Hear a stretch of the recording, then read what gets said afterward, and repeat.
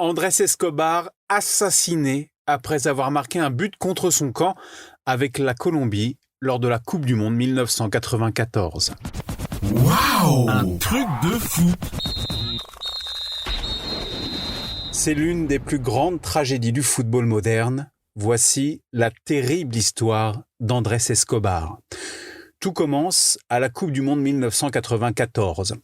La Colombie, outsider de la compétition, ne passe pas les poules. La faute notamment à un but contre son camp marqué par Andrés Escobar lors du deuxième match contre les États-Unis, le pays hôte, le 22 juin 1994.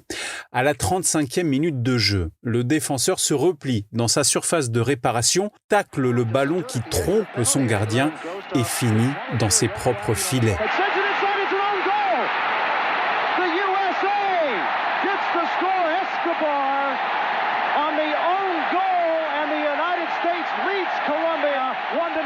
Le premier des 2 buts encaissés, synonyme de nouvelle défaite et surtout d'élimination dans cette compétition pour l'équipe de Carlos Valderrama avant même le dernier match contre la Suisse, gagné pour du beurre.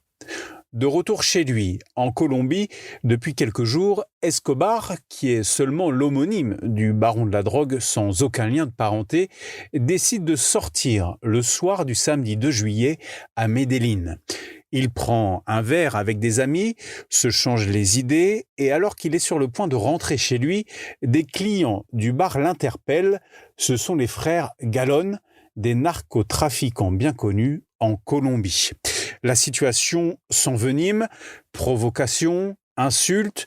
Une fois dehors, le chauffeur des frères Galón surgit d'une camionnette et vide le chargeur de son arme sur Andrés Escobar. Selon certains témoignages, le tueur crie « Gol » à chaque balle tirée pour lui faire payer une ultime fois son malheureux but contre son camp. Le défenseur de l'équipe colombienne meurt quelques minutes plus tard à l'hôpital.